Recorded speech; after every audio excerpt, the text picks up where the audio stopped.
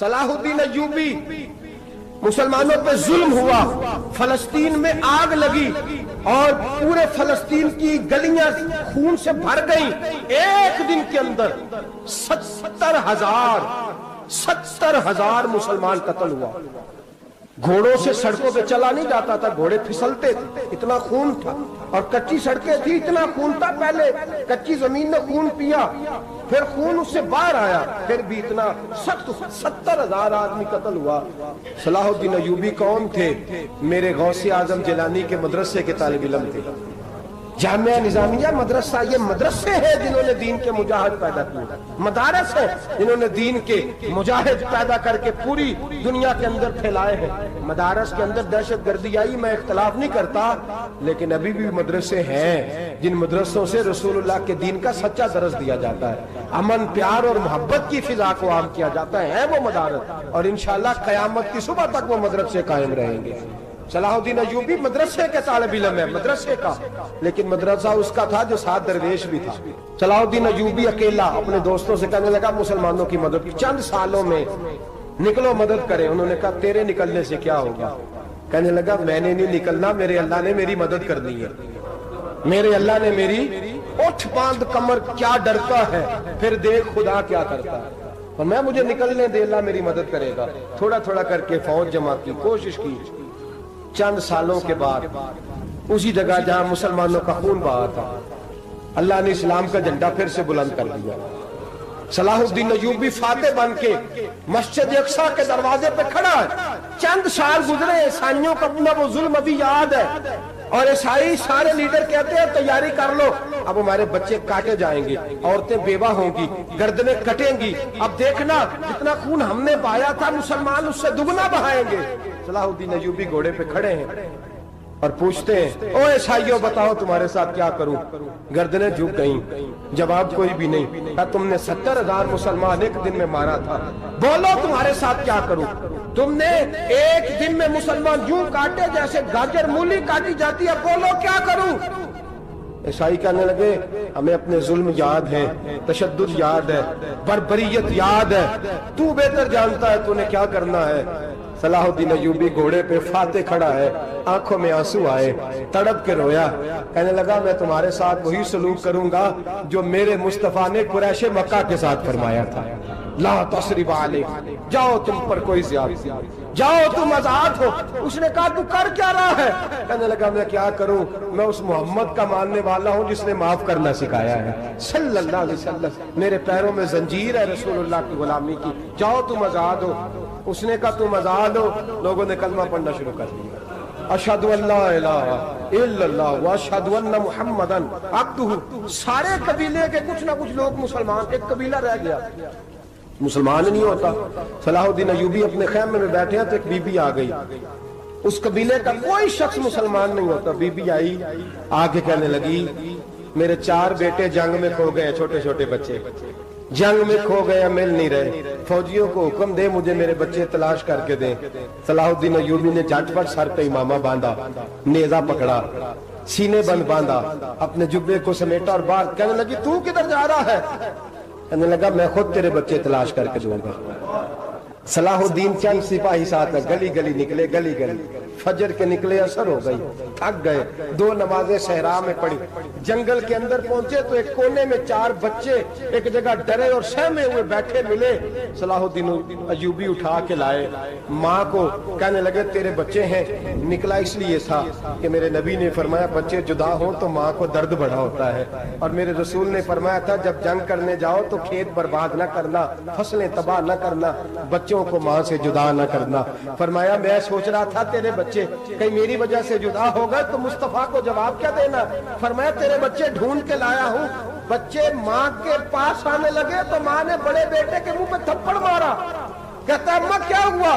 کہنے لگی تو نے سنا نہیں کہ دشمن کے بچوں کی اتنی حفاظت کرتا ہے، میرے پاس نہ جا، اس کے قدموں میں بیٹھ جا، جس نبی کے غلام اتنے سچے ہیں وہ نبی کتنا سچا ہوگا۔ جس نبی کے نوکر اتنے کھڑے ہیں وہ نبی کتنا کھڑا ہوگا. جا کے کلمہ پڑھ لے. مسلمانوں کی نا ایک تعداد لڑتے دور چلے گئی. تاتاریوں نے قید کر لیا. 4 مسلمان تھے, تبلیغ کرنے گئے, جنگ کرنے گئے, جہاد کرتے کرتے کافروں سے لڑتے تاتاری قوم میں چلے گئے. وہاں قید کر لیے گئے تو سزائے موت کا حکم ہوا. 4 بزرگ تھے, سزائے موت کا حکم ہوا تو تاتاری بادشاہ جو تھا وہ بڑا خلاف تھا, بڑا سخت مخالف تھا مسلمانوں کے. اس نے کہا کہ ان کو جب پھانسی دینا نا مسلمانوں کو تو میرے سامنے دینا. اب 4 عالم ہیں, 4 صوفی ہیں, سفید داڑیاں, سر پہ امامے. پھانسی کا وقت آیا تو جو پھانسی گھاٹ ہے وہ ایک ہے, چاروں کو اکٹھے پھانسی نہیں ہو سکتی. ایک کو کہا کہ ایک کر کے ان کو پھانسی دو. جب پھانسی کا وقت آیا نا تو جو سب سے پیچھے صوفی تھے وہ دوڑ کے آگے آئے, کہنے لگے بادشاہ پہلی باری میری لگا. پہلی. اب بادشاہ نے کہا ٹھیک ہے اسے لٹکا دو. وہ قریب آئے تو دوسرے دوڑ آئے, کہنے لگے نہیں پہلی باری میں نے زیادہ کافر قتل کیے, میرا بڑا جرم ہے, مجھے پہلے سزا دو. ان کو پھانسی دینے لگے تو تیسرے آ گئے, کہنے لگے نہیں یہ تو میرا قتل کرتا تھا, رستے میں بتایا کرتا تھا, ڈھونڈ کے میں بتلاتا تھا کہ یہاں زیادہ تعداد ہے, مجھے پہلے پھانسی دو. تیسرے کے ساتھ بات ہو رہی تھی تو چوتھا دوڑا آیا, کہنے لگا یہ رستے بتاتا تھا, یہ تبلیغ کرتا تھا, یہ سارا کچھ کرتا تھا, لیکن کہا یہ کہتے تھے چلو واپس چلتے ہیں, میں جانے نہیں دیتا تھا. میں کہتا تھا اور کافر مارنے, اور علاقے فتح کرنے, میرا جرم بڑا ہے, مجھے پہلے پھانسی دو. بادشاہ کہنے لگا مجھے 35 سال ہو گئے حکومت کرتے, بڑی دنیا کو پھانسی دی ہے. لوگ تو ایک دوسرے کو دھکے دیتے ہیں کہ پہلے تو جا, اور تم کیسی قوم ہو کہ ایک دوسرے پہ قربان ہو رہے ہو. کہنے لگا تم ایک باپ کی اولاد ہو. جاگ رہے آپ لوگ. تاتاری بادشاہ, کافر بادشاہ, اسلام کی مخالفت کرتے ہیں. ایک باپ کی اولاد ہو کا نہیں, ایک قبیلے کے رہنے والے ہو کا نہیں, ایک ملک کے رہنے والے ہو نہیں. اس نے کہا رشتہ کیا ہے, تمہارا رشتہ کیا ہے؟ تو بول کے کہنے لگے خدا ایک ہے, نبی ایک ہے. خدا ایک ہے اور نبی منفرد ایک ہے. اس قوم کی نقصان بھی ایک ہی سب کا نبی. اللہ بھی, قرآن بھی ایک. کیا ہی اچھا تھا ہوتے اگر مسلمان بھی ایک, یوں تو سید بھی ہو, مرزا بھی ہو, افغان بھی ہو, تم سبھی کچھ ہو, بتاؤ کہ مسلمان بھی ہو. فرمایا ہمارا اللہ ایک ہے, نبی ایک ہے.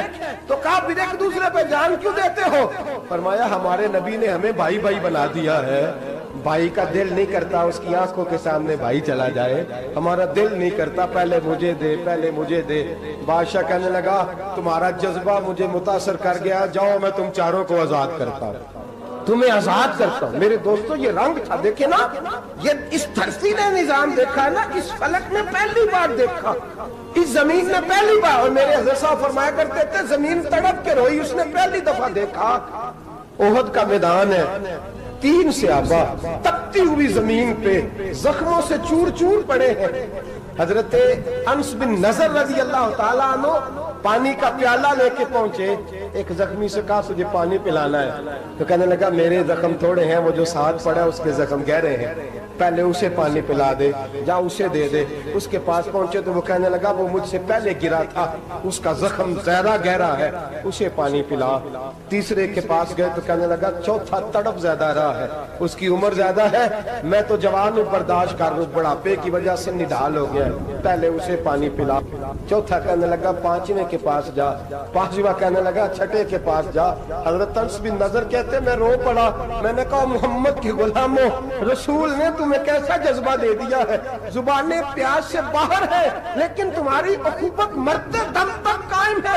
کہتے میں 7ویں کے پاس گیا تو کہنے لگا اگر 6 قربانی دے سکتے ہیں تو مجھے خود غرض نہ سمجھ, میں نے نہیں پانی پینا, جا پہلے کے پاس لے جا. کہتے میں پہلے کے پاس آیا تو روح پرواز کر گئی, دوسرے کے پاس آیا تو روح پرواز کر گئی, میں 7ویں تک آیا تو انتقال کر گئے. کہتے ہیں پانی کا پیالہ میں نے اٹھایا اور میں نے زمین پہ رکھا تو میں نے کہا پانی گوا رہنا, محمد کے غلام مر تو جاتے ہیں پر ایک دوسرے کا خیال بڑا رکھا کرتے ہیں, گوا رہنا یہ مر جایا کرتے لیکن ایک دوسرے کا درد. میرے دوستو لٹا ہوا برما, روتے ہوئے مسلمان, سسکیاں اور آہیں لیتی ہوئی مائیں پوچھتی ہیں اے خاصا اے خاصان رسول, وقت دعا ہے, امت پہ تیری آ کے عجب وقت پڑا ہے، وہ دین جو بڑی شان سے نکلا تھا وطن سے، پردیس میں وہ دین آج غریب الغربا ہے۔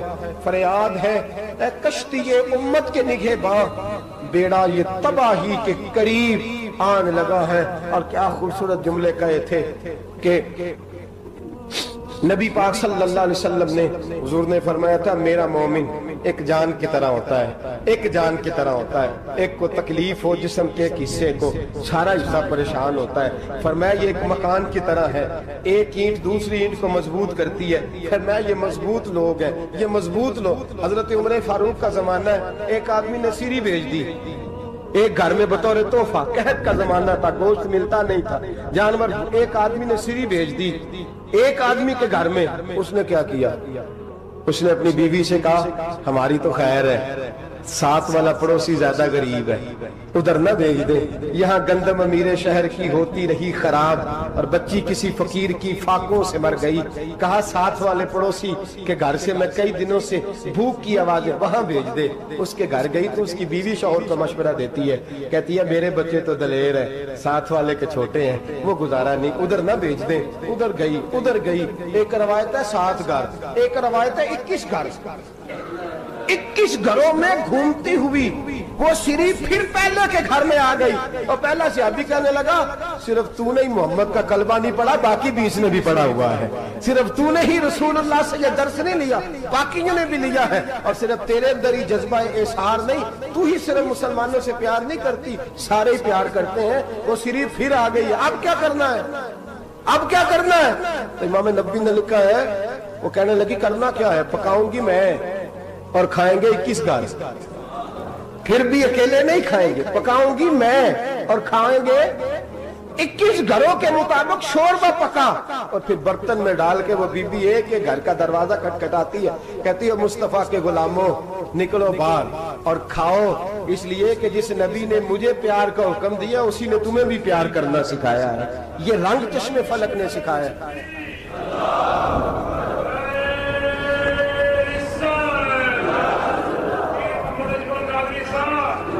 آپ کی بڑی مہربانی، زندہ باد وہی ہے جس کو اللہ رسول زندہ باد فرمائے، بڑی مہربانی، اللہ جزا دے۔ بنو قریظہ اور بنو نذیر 2 محلے تھے یہودیوں کے، یہودیوں نے بڑی عہد شکنی کی تو نبی پاک صلی اللہ علیہ وسلم نے ان کو بے دخل کر دیا، مدینے سے نکال دیا، مدینہ منورہ سے۔ یہودی نکل گئے مدینہ طیبہ سے، تو جب وہ نکل کے جا رہے تھے تو ان کے مکان، ان کے باغ، ان کی جائیدادیں بچ گئیں۔ نبی پاک علیہ السلام نے انصار مدینہ کو پہلے بلایا، جاگ رہے ہیں نا آپ لوگ؟ پیسے آتے کسی کو برے لگتے ہیں، اب تو یہ بھی حلال حرام کی تمیز بھی اٹھتی جا رہی ہے، جائیداد، باغ، مال، علاقہ خالی ہوا ہے، وہ چلے گئے اور لوگ تو ڈھونڈتے پھرتے ہیں۔ اللہ خیر فرمائے، شاملہ جگہ ملتی نہیں اب شہروں میں، وہ کس کس نے نام کرا لیا، کدھر گئی ہے کوئی خبر ہی نہیں، خالی جگہ پڑی ہے۔ میرے نبی پاک علیہ السلام نے پہلے انصار مدینہ کو بلایا، حضور نے فرمایا انصاریوں بہت بڑی جائیدادیں یہودیوں کی، بنو نذیر اور بنو قریظہ محلے خالی ہو گئے، میرا دل کرتا ہے وہ تمہیں دے دوں، اس لیے کہ تم نے اپنے مہاجر بھائیوں کے ساتھ بڑا تعاون کیا، جائیدادیں تم نے دے دی ہیں، مکانات دے دیے ہیں، بڑا کچھ تم نے دیا ہے، میرا دل کرتا ہے وہ تمہارے نام کر دوں۔ تو انصار مدینہ کیا کہنے لگے یا رسول اللہ دے تو ہم نے دیا ہے، پر وہ بیچارے جھچکتے ہی رہتے ہیں، وہ جھچکتے ہی رہتے ہیں، کھول کے ہماری چیزیں استعمال نہیں کرتے، تو حضور ہم تو پہلے ہی انصار ہیں، ہمارے پاس بڑا کچھ ہے، آپ مہربانی فرمائیں وہ سارا کچھ مہاجروں کو دے دے، مہاجرین کو ہمیں نہیں چاہیے۔ اب چلے گئے بات کر کے، میرے حبیب پاک نے مہاجروں کو بلا لیا، فرمایا بنو نذیر اور بنو قریظہ قبیلے کی جائیدادیں آئی ہیں، تمہارے پاس بظاہر جو چیزیں ہیں بھی وہ بھی انصار مدینہ کی ہیں، تو میرا یہ خیال ہے کہ وہ سارا کچھ تمہیں دے دیا جائے۔ ابو بکر صدیق رضی اللہ تعالیٰ عنہ کہنے لگے یا رسول اللہ صلی اللہ علیہ وسلم ہمارے انصار بھائیوں نے ہمارے لیے دل تک کھول دیے ہیں، حضور انہوں نے ہر چیز بانٹ کے ہمارے سامنے رکھ دی ہے، ہم اتنے خرد غرض ہیں کہ سارا کچھ لپیٹ جائیں۔ کہا حضور ہمارے پاس جو مکان ہے وہ ہے، ہم کاروبار کر رہے ہیں، تجارتیں کر رہے ہیں، مزدوریاں کر رہے ہیں، ہم انشاءاللہ اور بنا دیں گے، آپ یہ ہماری طرف سے ہمارے انصار بھائیوں کو گفٹ کر دیں۔ آپ انہیں دے دیں. میرے حبیب کی آنکھوں میں آنسو آ گئے. میرے نبی پاک علیہ السلام رو پڑے. یا رسول اللہ آپ کیوں روتے ہیں؟ فرمایا تمہارا یہ بھائی چارہ قائم رہا تو اللہ اسلام کو بڑی قوتیں عطا فرمائے گا. اللہ طاقتیں دے گا اسلام کو اگر تمہارا یہ رنگ قائم رہا، یہ انداز. میرے غلاموں تمہارے یہ طور طریقے، ایک بھائی کہتا ہے دوسرے کو، دوسرا کہتا ہے تیسرے کو. عرض یہ کرنے جا رہا تھا کہ رسول کریم صلی اللہ علیہ وسلم نے یہ پیغام دیا امت کو. فرمایا دیکھیں نا کتنے بڑے لفظ ہیں. یہ نہیں فرمایا دوزخ میں جائے گا، یہ نہیں فرمایا کہ اسے جہنم کی سزا ملے گی. میرے نبی نے فرمایا میں اسے مومن مانتا ہی نہیں، میں اسے مسلمان اپنا مانتا ہی نہیں. حضور کسے؟ فرمایا جو پیٹ بھر کے کھاتا ہے اور اس کا ہمسایہ بھوکا سو جاتا ہے. میں مومن ہی نہیں مانتا. سزا تو تب ملے گی نا کہ جب میں کسی سزا کا اعلان کروں. میں مانتا ہی نہیں، وہ میرا ہے ہی نہیں. خود پیٹ بھر کے کھا رہا ہے، ہمسایہ اس کا بھوکا. میں نہیں مانتا انما المؤمنون اخوہ، مومن بھائی بھائی، میں مانتا ہی نہیں اسے. اور میرے حبیب پاک اتنے بڑے لفظ حدیث میں اور کہیں نہیں ملیں گے آپ کو، اتنے بڑے جملے کہیں نہیں ملیں گے. میرے نبی پاک نے فرمایا اللہ کہے گا قیامت کے دن. کون؟ اتنے بڑے لفظ حدیثوں میں ملتے نہیں جتنے یہ ہیں. حضور نے فرمایا رب فرمائے گا بندے سے کہ میں تیرے پڑوس میں بھوکا تھا، تو نے مجھے روٹی کیوں نہیں کھلائی؟ کون کہہ رہا ہے؟ اللہ کہہ میں بھوکا تھا تو نے روٹی نہیں دی، میں ننگا تھا تو نے کپڑا نہیں دیا، میں پیاسا تھا تو نے پانی نہیں پلایا، میں بیمار تھا تو تیمارداری. یا اللہ نہ تو کھاتا ہے، نہ پیتا ہے، نہ کپڑا پہنتا ہے، نہ تو بیمار ہوتا ہے. لا تاخذہ سنۃ ولا نوم، تجھے بیماری آتی نہیں، اونگ نیند نہیں آتی. میرے مالک تو میرے پڑوس میں تھا. حضور فرماتے ہیں رب فرمائے گا وہ جو بندہ تیرے پڑوس میں بھوکا تھا تو بندہ تو میرا ہی تھا نا.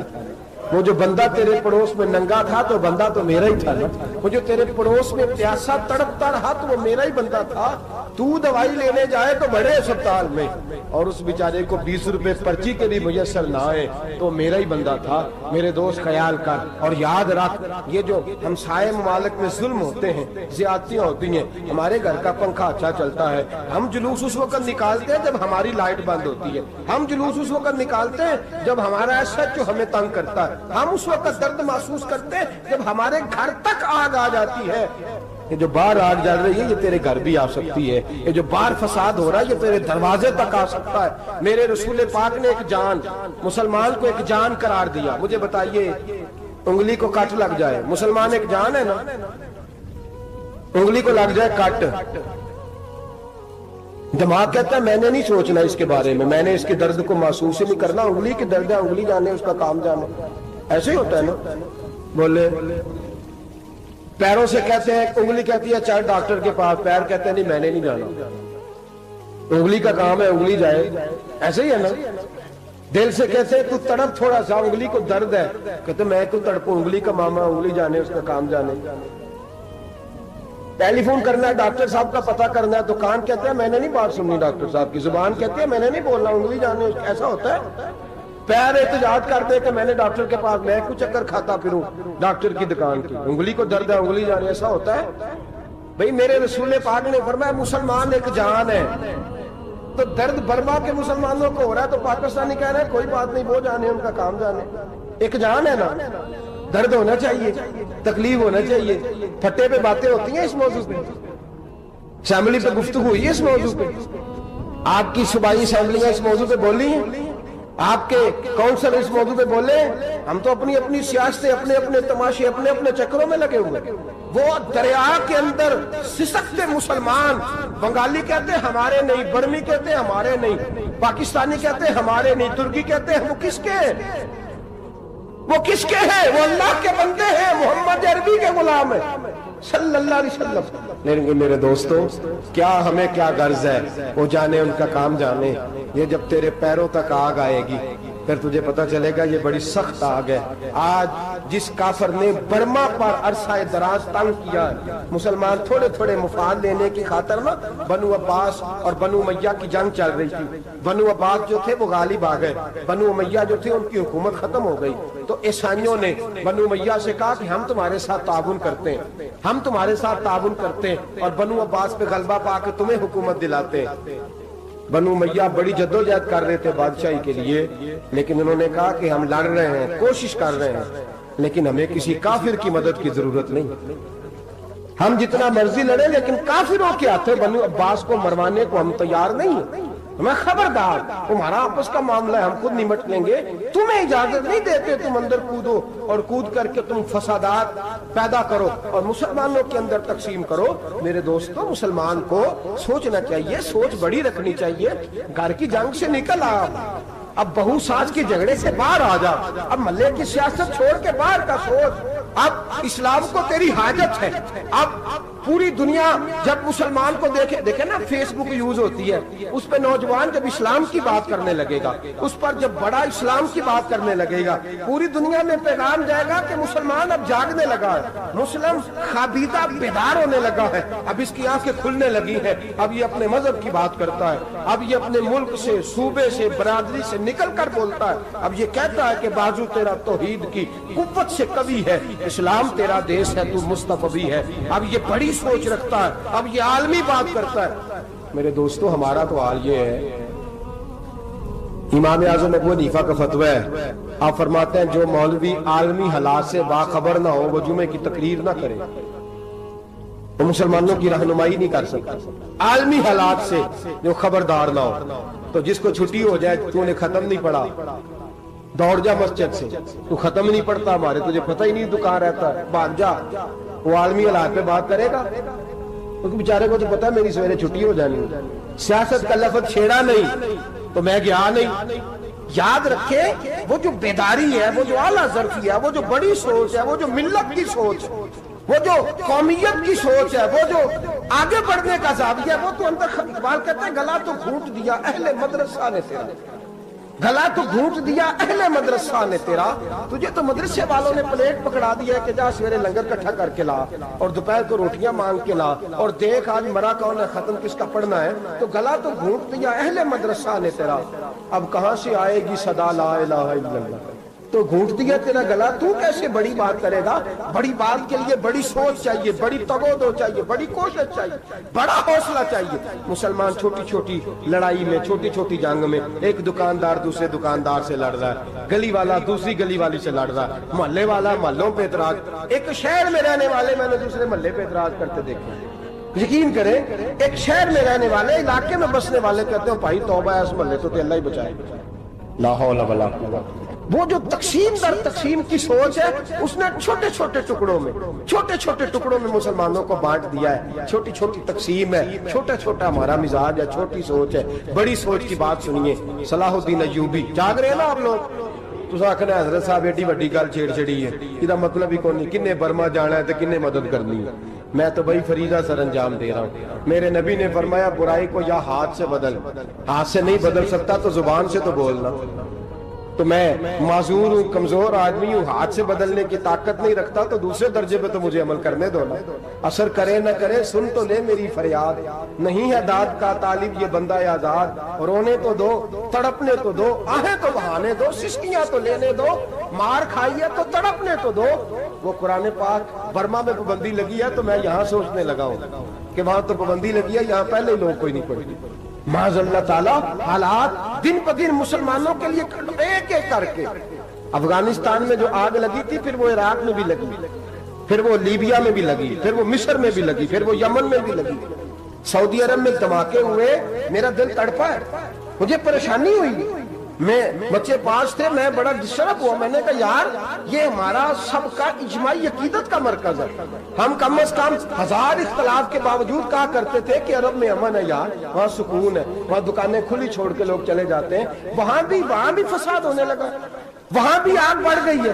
لیکن ہم صرف چھوٹی چھوٹی کر کے جب آگ بجھانے کی کوشش کریں گے، اس وقت آگ نہیں بجھے گی. جب ہر آدمی اپنے پیالے میں پانی لے کے آئے گا، ہر شخص اپنے گھر کی نل چلائے گا، ہر شخص نلکا چلائے گا اور پانی نکال کے یہ آگ بجھائے گا، تب یہ آگ بجھے گی. ہر آدمی کو کردار، سوچ بڑی کرے، نظریہ بڑا کرے، ملت کی بات کرے، مسلمان ہو کے سوچے، مسلمان ہو کے سوچے. خدا را نکلے یہ گھر کے جھگڑوں سے، تھوڑی دیر کے لیے اپنے آپ کو بڑا کرے. بڑی سوچ آپ بنائیں. جب دوستیاں لگائیں، یارانے لگائیں تو چھوٹے موٹے حساب سے بچیں. بابا بلے شاہ صاحب فرماتے کورے ورک کتاب نہیں ہوندے، ਕੋਰੇ ਵਰਗ ਕਿਤਾਬ ਨਹੀਂ ਹੁੰਦੇ, ਪੱਥਰ ਦਿਲ ਗੁਲਾਬ ਨਹੀਂ ਹੁੰਦੇ। ਉਹ ਬੁੱਲਿਆ ਯਾਰੀ ਸੋਚ ਕੇ ਲਾਈ, ਯਾਰਾਂ ਨਾਲ ਹਿਸਾਬ ਨਹੀਂ ਹੁੰਦੇ। फिर जरा निकले इस हिसाब किताब से बाहर, बुलिया यारी सोच के लाई, यारा नाल साहब नहीं होंगे। फिर जरा बड़ा ज़हन करे, छोड़े अपने साहब। युबसिरून अला अनफुसिहिम वलनबलुवन्नकुम बिशैइन मिनल खौफि वल जु'i व नक्सिन मिनल अम्वालि वल अनफुसि वस्समरात। फिर हिसाब किताब से निकले। फिर इमाम अली मकाम की तरह ये सोच बनाए कि हुसैन के बच्चे चले जाए तो कोई हर्ज नहीं, उम्मत पर आंच नहीं आनी चाहिए। एक इमाम अली मकाम, कल तक इमाम मैदान में खड़े थे तो अकेले थे, लेकिन आज पूरी दुनिया कहती है हुसैन हमारा है, हुसैन हमारा है। आज नजरिया है इमाम अली मकाम जिंदा है, तू अकेला है तो खड़ा हो। ये ना कहा कर छोटी सी मस्जिद है, एक कोना का खड़कावा, मौलाना तकरीर कर रहे हैं तो क्या बनेगा। एक आवाज कहीं से गूंजा करती है, फिर उसमें तासीर मेरा अल्लाह पैदा फरमा दिया करता है, फिर उसके अंदर कुव्वत मेरा रब पैदा फरमा दिया करता है, फिर अल्लाह उसमें तासीर पैदा करके चार दांग आलम में फैला दिया करता है। जब आप नमाज पढ़ रहे होते हैं, जब आपका मुसल्ला आबाद होता है, सलाहुद्दीन अय्यूबी एक बुजुर्ग से मुलाकात हो गई, बैतुल मक़दस पर कब्जा था ईसाइयों का।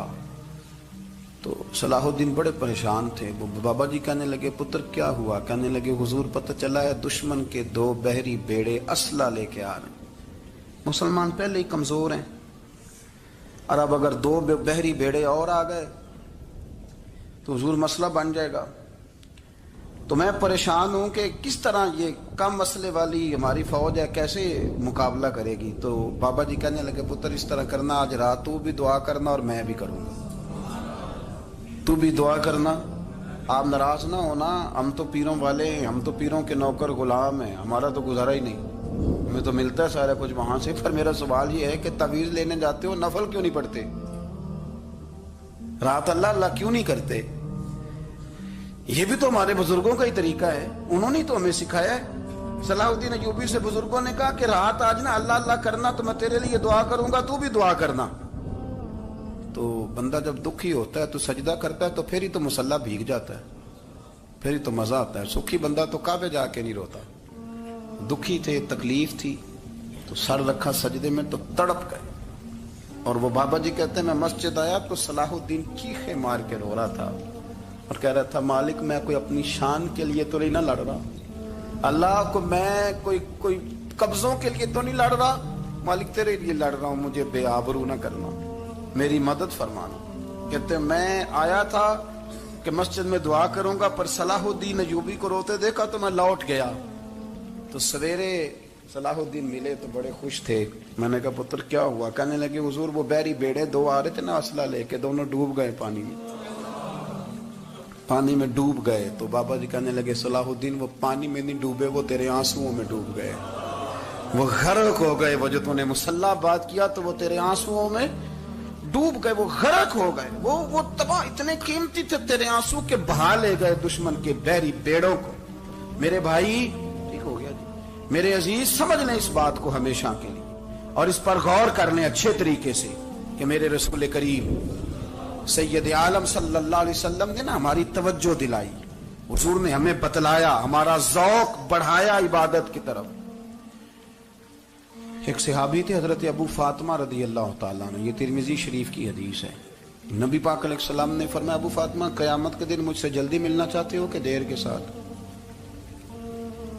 तो कहने लगे, हुजूर कौन होगा जो देर से मिलना चाहे, हमने तो जान दे दी वादा दीदार पर। आला हज़रत फरमाते हैं, जान दे दी वादाए और नगद अपना दाम हो ही जाएगा। मुझे लगता है कि ये सौदा नगदो नगद हो जाना है, क्योंकि हमने जान दे दी वादाए दीदार पर। आपने वादा किया था कि मरेंगे तो फिर ज़ियारत होगी, तो मर गए हम ज़ियारत की खातर। जान दे दी वादाए दीदार पर, तो नगद अपना दाम हो ही जाएगा। ए रज़ा, हर काम का एक वक्त है, दिल को भी आराम हो ही जाएगा। तो हजरत अबू फातिमा रदी अल्लाह ताला अन्हु से नबी पाक सल्लल्लाहु अलैहि वसल्लम ने फरमाया, जल्दी मिलना चाहते हो कि देर से? उसकी हुजूर फटाफट मिलना है, मैंने क़यामत के दिन आपसे जल्दी मिलना है। तो नबी पाक अलैहि सलाम ने फरमाया, फिर इस तरह करना, दुनिया में रह के सजदे ज़्यादा करना, फिर सजदे ज़्यादा करना, क़यामत में मुलाकात जल्दी हो जाएगी, कुर्ब मिलेगा तुम्हें। اپنے بچوں کے اندر دیکھیں نا، ہم شوق پیدا کرتے ہیں، ہمیں صحیح لفظ نہیں بولنے آتے پر ہم بچوں میں شوق پیدا کرتے ہیں کہ پتر ڈاکٹر بن جائے گا تو بڑا نفع کرے گا، تو لوگوں کی خدمت کرے گا، ملک و ملت کی خدمت کرے گا، تیرے ابا کا نام روشن ہوگا، تیرے دادا کی تعریفیں ہوں گی. ہم یہ ذوق پیدا کرتے ہیں. ہم اپنے نوجوانوں کے اندر یہ فکر پیدا کرتے ہیں، انہیں ہم سمجھاتے ہیں کہ میاں جب تم پڑھو گے، محنت کرو گے تو فلاں آدمی کی طرح تمہارا نام ہوگا. یہ جتنا ذوق ہم بچوں کے اندر ان چیزوں کا پیدا کرتے، ہمیں حکم ہے کسی طرح ہم ذوق پیدا کریں کہ پتر نماز پڑھے گا تو اللہ راضی ہو جائے گا، تو سجدہ کرے گا. دیکھیں نا میرے رسول کریم علیہ السلام نے فرمایا 7 سال کے بچے کو مسجد لے کے جاؤ، یعنی اسے شوق دلاؤ، اس کے اندر یہ خاصیت پیدا کرو کہ اس کا دل کرے مسجد میں جانے کو، اس کے اندر یہ خصوصیات لاؤ کہ وہ ہمارے ہاں نا ہر چیز کو پروموٹ کیا جا رہا ہے، ہر چیز کو یعنی سر سنگیت سکھانے کے لیے اکیڈمیاں بن گئی، ہر شے پروموٹ ہو رہی ہے. عبادت کا جذبہ کم ہوتا جا رہا ہے، اللہ کا ذوق ہمارے اندر نہیں رہا. اور اتنا مشکل ہم نے اپنے لیے بنا لیا ہے کہ وہ بندہ جو بڑی زبردست مذہبی گفتگو کر رہا تھا اور تگڑی بات کر رہا تھا، کیا بات ہے، لیکن نماز کے بارے میں کمزوری دکھا جاتا ہے، نوافل کے بارے میں وہ چپکے سے نکل جاتا ہے. امام احمد بن حنبل رحمۃ اللہ تعالی علیہ، مسند امام احمد بن حنبل 14 جلدوں میں ہے مارکیٹ میں، اور مجھے تو خیر پسند ہی بڑی ہے، میں نے تو کئی دفعہ پڑھی ہے. اور کیا بات ہے امام احمد بن حنبل، کیسے تگڑے قسم کے محدث تھے اور اللہ نے کتنا انہیں اعزاز عطا فرمایا ہوا. یہ کوڑے بھی کھاتے تھے دین کی خاطر، سارا کرتا لہو سے بھر بھی جایا کرتا تھا. بڑا اعزاز والا شخص تھے، بڑے اعزاز والے. حدیثیں جمع کرنا، حدیثیں لکھنا، حدیث پڑھانا، سارا دن رہتے تھے. کہہ سکتے تھے کہ میں کر تو رہا ہوں کام، اور حدیث بھی موجود ہے کہ عالم عابد سے افضل ہوتا ہے، پر اس کے باوجود امام احمد بن حنبل رحمۃ اللہ علیہ 300 نفل فرض نمازوں کے علاوہ پڑھا کرتے تھے. 300 نوافل روز پڑھا کرتے تھے. ان کے بیٹے نے کہا ابا جی مکان خریدنا ہے تو وہ جگہ کہاں کر کے لوں، بہت ساری آبادیاں. تو فرمایا پتر وہاں لینا جہاں مسجد قریب ہو. میرے رسول کریم سید عالم صلی اللہ علیہ وسلم اتنا پسند کرتے مسجد کو، اتنا پسند کرتے نماز کو کہ رسول کریم صلی اللہ علیہ وسلم تہجد کی نماز بھی پڑھتے، پھر حضور فجر کی نماز بھی پڑھتے. نبی پاک وتر کو الگ کر کے پڑھتے، عشاء کے ساتھ نہیں پڑھتے. یہ تو ہم اس لیے اجازت دی ہمارے بزرگوں نے کہ بعد میں اٹھے گا کون علیحدہ وتر پڑھنے کے لیے، عشاء کے ساتھ پڑھ لے. وتر پڑھتے، تہجد پڑھتے، فجر پڑھتے، اشراق پڑھتے، چاش پڑھتے، پھر مغرب کی نماز کے بعد 6 رکعت اوابین پڑھتے، پھر رات کو صلاۃ اللیل پڑھتے. سیدہ عائشہ صدیقہ کہتی ہیں زمانہ سو جاتا اور میرے رسول مصلی بچھا کے کھڑے ہو جاتے. او یار کھیتی باڑی کر کے نہیں، محنت مزدوری کر کے نہیں. جناب عائشہ کہتی ہیں میں یہ بھی دیکھتی کہ حضور ایک آیت شروع کرتے تو ساری رات اسی کو پڑھتے، اور میری نظر جاتی تو قدم مبارک پہ ورم آ جاتا. یار نماز پڑھ کے اتنی مشقت کر کے، اتنی جد و جہد کر کے ورم آ گیا. یا رسول اللہ اتنی محنت کیوں کرتے ہو؟ فرمایا افلا اکون عبدا شکورا، کیا میں اپنے رب کا شکر گزار بندہ نہ بنوں؟ صحابہ کا ذوق عبادتوں کا، ریاضتوں کا، تلاوتوں کا، طبیعت ہے ان کی. وہ ایک دوسرے کو، حضرت مولا علی شیر خدا کرم اللہ تعالی وجہہ الکریم کے زمانے میں روم کے بادشاہ نے کہا یار یہ مسلمانوں کا پتہ تو کرو، یہ آخر کیوں اتنے زیادہ مجاہد ہیں. اس زمانے میں جاسوس بھیجنے کا مزاج تھا، اب تو جاسوس پکڑا جاتا ہے، اب تو جاسوس، اور جاسوسی کا شوق ویسے آج بھی ہے. عرض کروں تھوڑی سی بات اس عنوان سے. پتہ کیا ہمارا مسئلہ ہے؟ ہم جہاں جاتے ہیں نا وہاں تھوڑی خوشبو سونگنے کی کوشش کرتے ہیں. وہ کیا ہے تو یہ کیا ہے تو ادھر کیا ہے تو تھوڑا سا ادھر کیا ہے. میرے رسول پاک پڑھیے درود شریف سارے پڑھیے ذرا زور سے صلی اللہ تعالی.